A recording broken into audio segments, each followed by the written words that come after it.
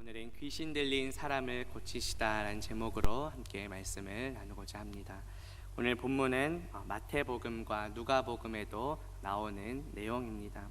마태복음 8장에는 총 7구절, 그리고 누가복음 8장에서는 총 14구절로 설명하고 있습니다. 반면 오늘 마가복음에서는 다소 우리가 긴 본문을 같이 읽었는데요, 총 20절에 걸쳐서 매우 구체적으로 상세하게 우리에게 설명해 주고 있습니다. 마가복음 5장에는 총 3가지 예수님의 이적이 등장합니다. 오늘 살펴볼 귀신 들린 사람을 고치시는 이적, 그리고 우리가 다음 주에 살펴보게 될 그 야이로의 딸과 또 예수의 옷에 손을 댄 여자를 고치신 이적입니다. 바로 앞장인 마가복음 4장 35절에 보면 그날 저물 때에 제자들에게 이르시되 우리가 저편으로 건너가자 하시니라고 말씀합니다. 이 가는 동안 큰 풍랑이 일어나자 예수님께서는 바람을 꾸짖으셨고 바다가 잔잔하게 되었습니다. 오늘 본문은 이제 바다 건너편에 도착하여 일어나는 내용입니다.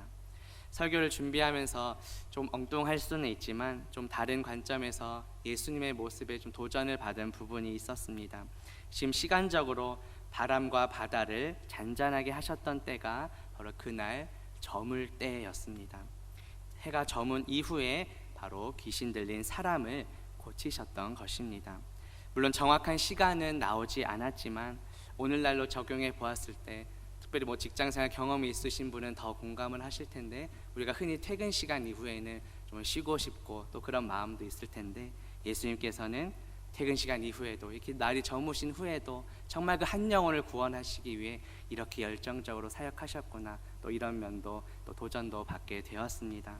오늘 말씀을 통해 정말 천하보다 귀한 그 한 영혼을 고치신 그 예수님의 사랑을 깨닫고 이렇게 살펴보는 저와 성도님들 되시기를 주님의 이름으로 바라겠습니다. 오늘 본문 5장 1절에 보면 예수께서 바다 건너편 거라사인의 지방에 이르렀다라고 말씀합니다. 오늘 본문 맨 마지막 20절에서는 예수님께서 귀신 들린 사람을 고치신 이후에 자신이 행한 큰 일을 전파하라고 하시는데, 그 귀신 들린 사람이 전파했던 지역이 바로 데가볼리라고 나옵니다. 이 거라사는 바로 이 데가볼리 아주 더 넓은 영토인데요, 그 큰 지방에 속해 있던 도시였습니다. 원래는 이스라엘 영토였으나 북이스라엘이 멸망하면서 좀 잊혀진 땅이기도 합니다. 그리고 이 예수님 당시에는 비유대인이 살던 바로 이방인들의 땅이기도 했습니다. 앞서 바로 본문 앞장에서 해가 저물 때 갈릴리 바다를 건너다가 풍랑을 만났습니다. 그리고 이 데가볼리 지방에 이제 배를 대게 되는데, 예수님께서는 이것을 통해 무엇을 보여주셨을까요? 바로 유대인의 지방, 바로 앞전에 가버나움은 예수님이 살고 계시던 동네였는데, 그 유대인의 지방을 떠나서 한 영혼을 구원하시고자 이방 땅으로 가셨다는 것을 우리에게 보여줍니다. 이번 주일 설교 시간에 예수님께서는 사론의 장미요 골짜기의 백합화시란 말씀을 들었습니다. 당시 사론의 장미, 골짜기의 백합화는 어디에서나 누구에게나 보여질 수 있는 들풀이었습니다. 이것은 구원은 누구에게나 열려 있음을 의미한다고 말씀을 들었습니다. 오늘 예수님께서 유대인의 지방을 떠나서 이방인의 땅으로 간 것은 무엇을 보여줍니까? 바로 구원은 유대인뿐만 아니라 바로 이방인들에게도 열려 있음을 우리에게 보여주시는 것입니다. 동일하게 그 주님의 구원의 은혜는 오늘날 우리에게도 임했습니다. 유대인이나 이방인의 차별이 없이 구원의 은혜를 베푸신 예수님께서 오늘날 우리에게도 구원의 은혜를 베풀어 주셨습니다. 죄와 허물로 죽었던 우리에게 값없이 구원의 은혜를 선물로 주셨습니다. 그렇다면 우리가 건너가야 할 그 거라사인의 지방은 어디입니까? 오늘 본문 바로 앞의 내용처럼 우리가 그 바다를 건너다가 때로는 풍랑을 만날 수도 있습니다. 그러나 예수님께서는 귀신 들린 그 한 사람, 그 한 영혼을 구원하시기 위해 풍랑을 지나 이방 땅으로 건너가셨습니다. 그 한 영혼을 향한 주님의 마음을 품고 믿지 않은 영혼들에게 나아갈 수 있는 저와 성도님들 되시기를 주님의 이름으로 바라겠습니다. 이방 지역 이 거라사인의 지방에 이르신 예수님께서 이제 누구를 만나십니까? 본문 2절에 보면 배에서 나오심에 곧 더러운 귀신 들린 사람이 무덤 사이에서 나와 예수를 만나니라고 나옵니다. 하나님 나라는 단순히 우리가 육신이 죽어서 가는 하늘의 천당만을 의미하지 않습니다. 예수님께서 통치하시고 다스리시는 것, 그것이 바로 하나님 나라입니다. 따라서 예수님께서 이 땅에 오심으로 이미 하나님 나라는 시작되었습니다. 그리고 예수님께서 장차 다시 오실 때 하나님 나라는 궁극적으로 완성되는 것입니다. 그래서 우리는 이미 시작된 하나님 나라, 그리고 아직 완성되지 않은 그 하나님 나라를 살아가고 있습니다. 주님 다시 오시는 그날까지 하나님 나라를 확장하며 전파하며 우리는 살아가야 하는 것입니다. 오늘 본문에서 예수님께서는 유대인 지방을 떠나 이방 땅에 이제 발을 디디셨습니다. 한 영혼을 구원하고 살리기 위해 이방 땅에도 하나님 나라를 확장하신 것입니다. 그런데 그곳에 도착하니 누가 나옵니까? 무덤 사이에서 귀신 들린 사람이 예수님을 만나게 됩니다. 이 무덤 하면 떠오르는 이미지가 무엇입니까? 바로 죽음, 또 멸망, 이런 어둡고 부정적인 이미지입니다. 반면에 예수님 하면 떠오르는 이미지는 무엇이죠? 바로 우리를 생명, 구원입니다. 우리는 이미 죄와 허물로 죽었던 존재입니다. 그러나 생명이신, 구원이신 예수님께서 오셔서 우리에게 생명을 주셨습니다. 우리를 구원해 주셨습니다. 이번 주일 설교를 통해 사론의 장미요 백합화이신 예수 그리스도를 우리가 마음에 품고 그 향기를 발해야 한다는 말씀을 들었습니다. 예수님을 만나기 전 우리는 악취가 났습니다. 그러나 우리 안에 예수 그리스도께서 거하실 때 우리는 그리스도의 향기를 발하게 됩니다. 복음의 향기, 생명의 향기를 우리가 내뿜게 됩니다. 이번 주일 설교에서 우리는 가장 영광스럽고 가장 귀한 예수 그리스도를 우리가 소망해야 한다고 들었습니다. 우리가 지금 소망하고 바라는 것은 무엇입니까? 오직 예수 그리스도를 만나기를 가장 소망하는 저와 성도님들 되시기를 주님의 이름으로 바라겠습니다. 자, 예수님을 만나러 나온 그 귀신 들린 사람의 모습이 어떻다고 지금 묘사합니까? 본문 3절과 4절에 보니 그 사람은 무덤 사이에 거처하는데 이제는 아무도 그를 쇠사슬로도 맬 수 없게 되었으니 이는 여러 번 고랑과 쇠사슬에 매었어도 쇠사슬을 끊고 고랑을 깨뜨렸음이라. 그리하여 아무도 그를 제어할 힘이 없었다라고 귀신 들린 사람의 지금 모습이 어떠한지를 우리에게 묘사하고 있습니다. 예수님 당시에 그 팔레스타인 무덤의 형태를 보면 그 암석을 옆으로 파내어서 만든 일종의 동굴 형태였습니다. 그 안에 이제 시체를 넣고 큰 돌로 그 입구를 막아 놓는 그러한 무덤 형태였습니다. 그런데 우리가 이러한 무덤의 형태를 이제 나중에 예수님께서 장사되었을 때 또 부활하시기 직전의 모습에서 우리는 발견할 수 있습니다. 예수님께서 부활하신 이후에 그 여인들이 예수님께서 장사되신 그 무덤에 가면서 어떻게 이야기합니까? 누가 우리를 위하여 그 무덤 문에서 돌을 굴려주리오라고 서로 이야기했습니다. 그런데 가보니 어떠했습니까? 큰 돌이 굴려져 있었고 그 돌은 심히 컸다고 기록합니다. 무덤 문을 막기 위해 놓여진 돌은 한두 사람의 힘으로는 쉽게 움직일 수 없을 만큼 크고 무거운 것이었습니다. 돌이 굴려져 있고 무덤이 비어 있었다는 것은 우리 예수님께서 부활하신 것이 역사적인 사실임을 증명합니다. 그런데 오늘 본문에 보니 귀신 들린 사람이 무덤 사이에서 나왔다고 말합니다. 귀신 들린 사람은 여러 번 그 고랑과 쇠사슬에 매었어도 그것을 다 끊고 깨뜨릴 만큼 힘이 아주 강했습니다. 이 무덤에 거하는 자들 바로 이방인들을 상징합니다. 그런데 하나님께서는 이방인들이라고 차별하지 않으셨습니다. 그에게 찾아가셨습니다. 구원의 은혜를 베풀어 주십니다. 무덤 문을 열고 부활하신 예수님께서 그 무덤 사이에 거하던 귀신 들린 이방인을 구원하십니다. 우리 역시 그 죄의 무덤 가운데 거하던 자들이었습니다. 죄의 사슬과 고랑에 매여 있던 자들이었습니다. 우리 스스로는 그것을 끊어낼 수 없었습니다. 그러나 무덤 문을 열고 부활하신 예수님께서 우리에게 부활의 생명을 주셨습니다. 죄의 사슬과 고랑으로부터 우리를 자유롭게 해 주셨습니다. 당시 귀신 들린 사람은 아무도 그를 제어할 수 없었습니다. 그런데 오직 예수 그리스도만이 그 사단의 권세를 이기십니다. 사망 권세 이기시고 부활하신 예수님께서 모든 권세 위에 뛰어나신 분임을 우리에게 보여주고 있습니다.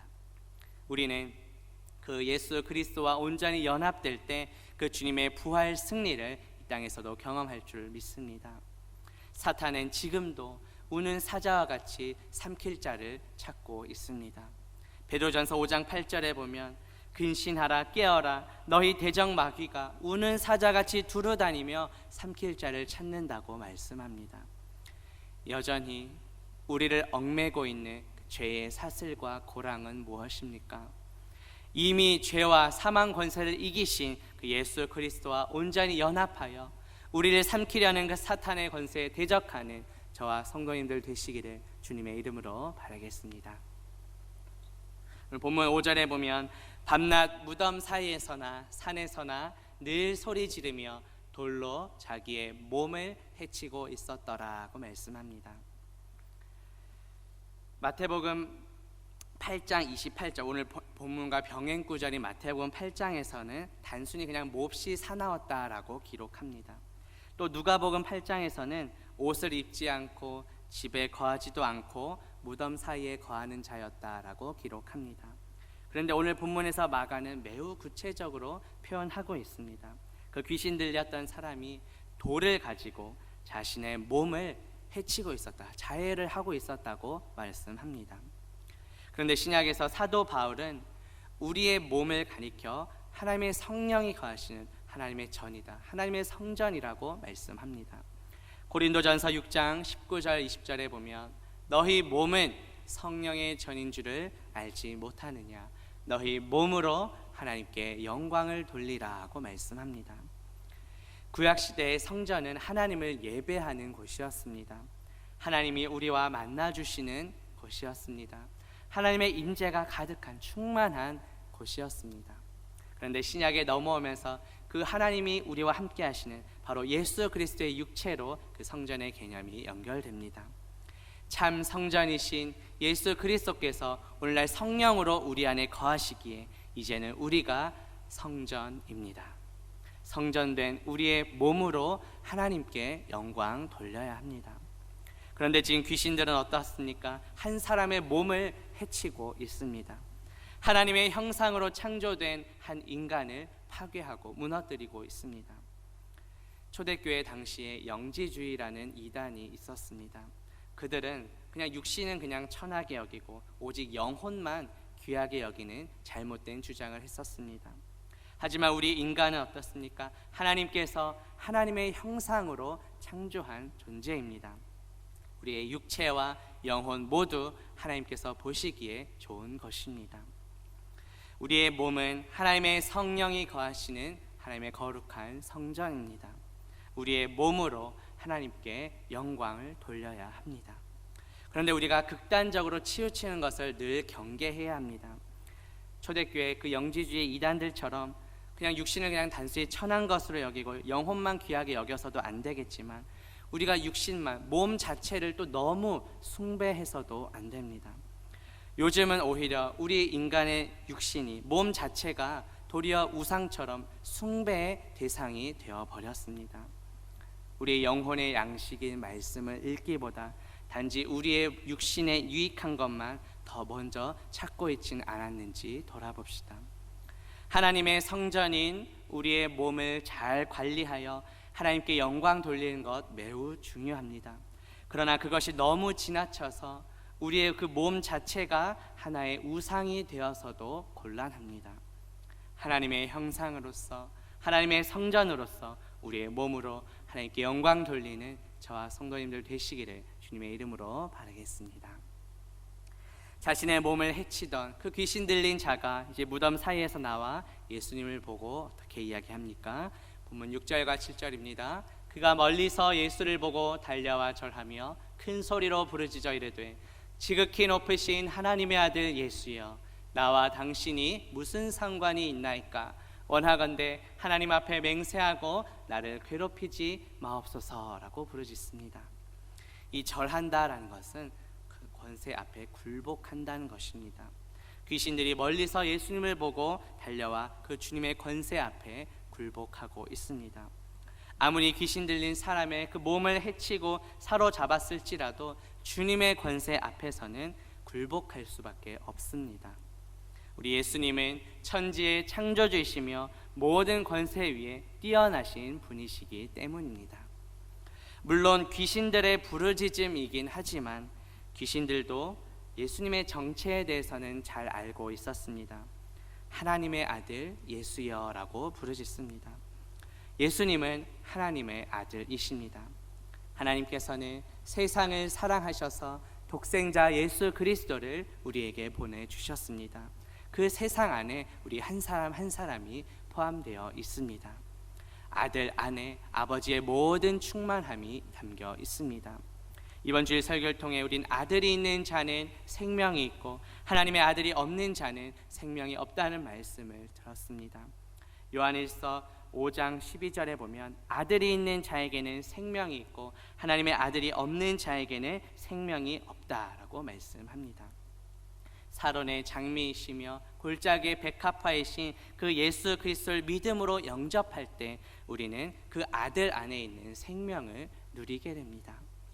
그런데 오늘 본문에 나오는 귀신들의 부르짖음은 조금 의미가 다릅니다. 예수님의 정체 자체는 알고 있었지만 곧바로 어떻게 말합니까? 나와 당신이 무슨 상관이 있나이까? 라고 말합니다. 이것은 귀신들이 장차 자신들에게 임할 그 종말의 심판이 임할 것을 알고 있었다는 뜻입니다. 그런데 아직 그때가 이르지 않았다는 사실도 알고 있었다는 뜻입니다. 그런데 귀신들이 이렇게 이야기한 이유가 무엇입니까? 순서상으로는 바뀌어 있지만 우리 본문 8절에 보면 이는 예수께서 이미 그에게 이르시기를 더러운 귀신아 그 사람에게서 나오라고 말씀하셨기 때문입니다. 예수님께서는 그러니까 8절이 시간적으로는 먼저입니다. 그 더러운 귀신에게 나오라고 명령하셨습니다. 그래서 앞서 7절에서 귀신들은 자신들을 괴롭히지 말아달라고 예수님께 대답했던 것입니다. 당시의 고대 사회에서의 이름은 바로 그 사람 존재 자체를 의미합니다. 예수님께서는 그 귀신들의 이름을 물으십니다. 본문 9절에 보면 이에 물으시되 내 이름이 무엇이냐? 이르되 내 이름은 군대니 우리가 많음이니이다 라고 대답합니다.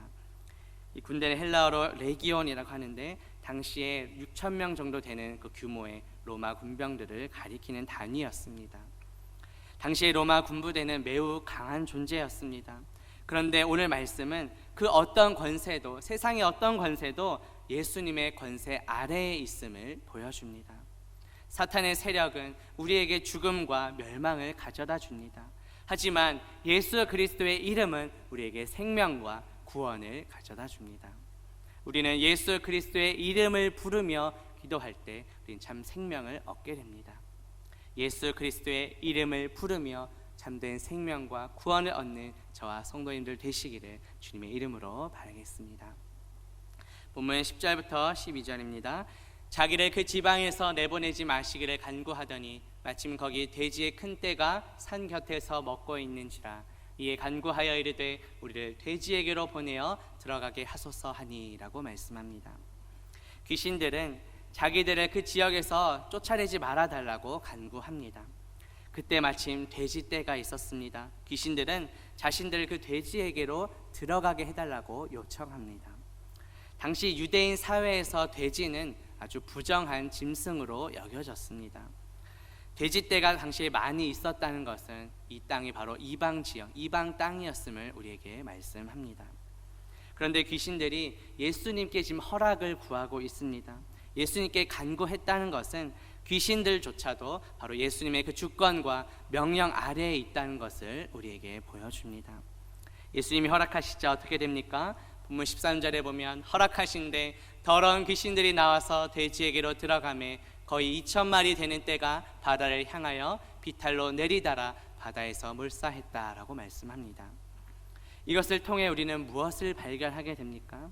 한 생명을 천하보다 귀하게 여기는 예수님의 모습입니다. 돼지 2,000마리를 희생하면서까지 주님은 한 영혼을 구원하셨습니다. 그리고 예수님께서는 우리를 구원하시기 위해 십자가에서 자신의 목숨까지 내어주셨습니다. 아무런 자격 없는 우리에게 값없이 구원의 은혜를 베푸신 그 주님의 사랑에 감사하며 살아가는 저와 성도님들 되시기를 주님의 이름으로 바라겠습니다. 2,000마리나 되는 돼지 떼들이 바다에서 몰사하자 어떤 일이 벌어집니까? 본문 14절과 15절에 보면 치던 자들이 도망하여 읍내와 여러 마을에 말하니 사람들이 어떻게 되었는지를 보러 와서 예수께 이르러 그 귀신 들렸던 자, 곧 군대 귀신 집혔던 자가 옷을 입고 정신이 온전하여 앉은 것을 보고 두려워했다라고 말씀합니다. 돼지를 치던 사람들이 2,000마리나 되는 그 돼지 떼들이 몰사하자 놀라서 도망하게 됩니다. 이 읍내와 촌은 주변의 모든 마을들, 지역들을 가리킵니다. 돼지 치던 사람들이 그 주변 마을 사람들에게 이 일을 알리자 이제 마을 사람들이 궁금해서 어떻게 된 일인지 보러 왔던 것입니다. 그런데 귀신 들린 자가 옷을 입고 정신이 온전하여 앉은 것을 보며 두려워합니다. 귀신 들렸던 자가 자신이 본 것을 알리자 마을 사람들이 어떻게 반응합니까? 본문 16절과 17절에 보면 이에 귀신 들렸던 자가 당한 것과 돼지의 일을 본 자들이 그들에게 알림해 그들이 예수께 그 지방에서 떠나시기를 간구하더라고 말씀합니다. 귀신 들린 자가 고침받게 된 것을 보고 예수님을 찬양하기보다는 오히려 떠나시기를 간구하고 있습니다. 물론 돼지 치던 자들의 입장에서 봤을 때 많은 그런 큰 물질적인 손해를 입었기 때문에 불만이 있었을 수 있습니다. 예수님이 떠나지 않으시면 계속해서 뭔가 자신들에게 손해를 끼칠 것 같은 생각이 들었을 수도 있습니다. 한 영혼이 예수님을 만나서 구원받고 돌아온 것에 대한 기쁨보다는 자신들에게 끼친 손해가 더 크게 다가왔을 것입니다. 이것은 우리에게 어떤 교훈을 줍니까? 우리는 하나님과 재물을 겸하여 섬길 수 없습니다. 신약성경 마태복음 6장 24절에 보면 하나님과 재물을 겸하여 섬기지 못하느니라고 말씀합니다. 이번 주일 설교를 통해 우리는 살원의 장미가 되시고 골짜기의 백합화가 되시는 예수 그리스도만을 소망해야 한다고 들었습니다. 재물이나 다른 어떠한 것들이 우리에게 영원한 기쁨과 만족을 줄 수는 없습니다. 오직 방주 되시는 예수 그리스도 안에 참된 안식과 평안과 생명이 있습니다. 주님을 내 삶에서 떠나시도록 간구하는 것이 아니라 날마다 예수 그리스도 안에 거하는 저와 성도님들 되시기를 주님의 이름으로 바라겠습니다. 이제 귀신 들린 자가 예수님께서 배에 오르시자 귀신 들린 자가 이제 어떻게 합니까? 마가복음 5장 18절에 보면 예수께서 배에 오르실 때 귀신 들렸던 사람이 함께 있기를 간구하였으나 라고 말씀합니다. 거라사 지방 사람들은 예수님이 이 지방에서 떠나시기를 간구했습니다. 반면 귀신 들림에서 고침받았던 이 사람은 예수님과 함께 있기를 간구합니다. 이 똑같은 사건을 보고 두 그룹이 이제 반응이 다른 것을 보게 됩니다. 귀신 들렸던 자는 주님께 받은 은혜, 그 고침받은 은혜가 너무도 크기에 예수님과 함께 있기를 간구했던 것입니다. 그런데 그 말을 들은 예수님의 반응이 어떻습니까? 19절 보면 허락하지 아니하시고 그에게 이르시되 집으로 돌아가 주께서 내게 어떻게 큰 일을 행하사 너를 불쌍히 여기신 것을 내 가족에게 알리라고 말씀하십니다. 예수님과 함께하고자 했던 그 귀신 들렸던 자의 요청을 거절하십니다. 언뜻 보면 그 주님의 마음이 잘 이해가 되지 않을 수도 있습니다. 앞서 예수님께서는 그 유대인 지방을 떠나 오늘 이야기의 배경이 되는 그 거라사 땅, 즉 이방 땅에 오셨습니다. 그 지방 사람들이 떠나시기를 강력하게 요청하자 어쩔 수 없이 지금 다시 돌아가야 하는 상황입니다. 하지만 그 이방 땅의 그 복음 전파의 사역도 포기할 수는 없었습니다. 그렇기 때문에 예수님 자신 대신 남아서 복음을 전할 그 사명을 맡기고 계신 것입니다. 여기서도 우리의 모습을 잠시 돌아보기 원합니다. 우리가 기도하고 무엇인가 간구를 할 때 내가 원하는 뜻대로, 내가 원하는 방식대로 응답이 되지 않을 수도 있습니다. 우리는 나의 만족과 유익을 위해 살아가는 것이 아니라 하나님의 영광을 위해 살아가는 존재입니다. 때로는 내가 원하는 방식이 아닌 하나님의 뜻을 이루시기 위해 우리의 간구가 거절될 때도 있습니다. 하지만 그것은 우리를 거절하시는 것이 아니라 하나님의 크신 뜻을 이루시기 위한 도구로 삼기 위해 하나님께서 응답해 주신 것입니다. 예수님께서는 집으로 돌아가 주께서 행하신 큰 일을 가족에게 알리라고 말씀하십니다. 우리에게 행하신 그 주님의 가장 큰 일은 무엇입니까? 바로 아무 자격 없는 우리를 구원하신 것입니다. 우리는 이제 믿지 않는 가족들에게 그 주님께서 우리에게 행하신 그 큰 일, 구원의 은혜를 전파해야 합니다. 귀신 들렸던 자는 예수님의 말씀에 순종했습니다. 오늘 본문 마지막 20절 말씀 보겠습니다. 그가 가서 예수께서 자기에게 어떻게 큰 일 행하셨는지를 데가볼리에 전파하니 모든 사람이 놀랍게 여겼다라고 말씀합니다. 이 데가볼리는 10개의 도시라는 뜻입니다. 오늘 본문의 배경이 되는 그 거라사 땅도 이 데가볼리 지역에 속한 도시입니다. 지도에 주황색으로 표시된 지역이 바로 데가볼리 지역입니다. 귀신 들렸던 자는 예수님을 만나 고침받고 이제는 그 가족뿐만 아니라 주변 지역에도 복음을 전파하는 자가 되었습니다. 우리는 믿지 않는 가족뿐만 아니라 주변 이웃들에게도 그 주님의 사랑을 전하며 살아가야 합니다. 이제 말씀을 맺으합니다. 오늘 말씀을 통해 이방 땅에서 귀신 들렸던 자를 고치시고 복음 전파의 도구로 삼으신 예수님을 살펴보았습니다. 우리 역시 그 죄의 무덤 사이에서 죄의 사슬과 고랑에 매여 있던 자들이었습니다. 하지만 주님의 은혜로 구원받았습니다. 값없이 받은 은혜를 이제 믿지 않는 가족들과 주변 이웃들에게 전하며 살아가는 저와 성도님들 되시기를 주님의 이름으로 바라겠습니다. 함께 기도합니다. 하나님 아버지, 오늘 말씀을 통해 이방 땅에서 귀신 들렸던 자를 고치시고 복음 전파의 도구로 삼으신 예수님을 보게 하시니 감사합니다. 죄의 무덤 사이에서 죄의 사슬과 고랑에 매여 있던 우리를 구원하신 주님의 은혜에 감사합니다. 값없이 받은 은혜를 믿지 않는 가족들과 이웃들에게 전하며 살아가는 우리 모두가 되게 하옵소서. 예수 그리스도의 이름으로 기도합니다. 아멘.